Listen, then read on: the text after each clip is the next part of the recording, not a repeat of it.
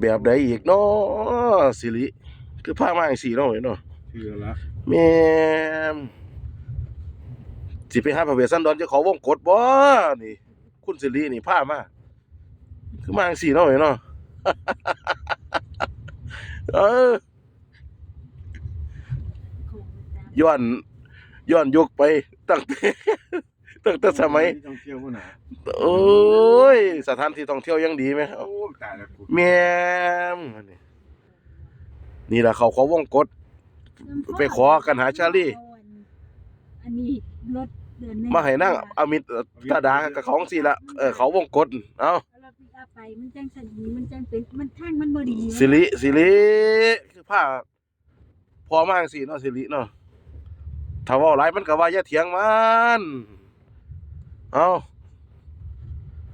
โอ้ยอย่าติดลมเด้อรถเด้อสาธุอย่าติดลมเด้อ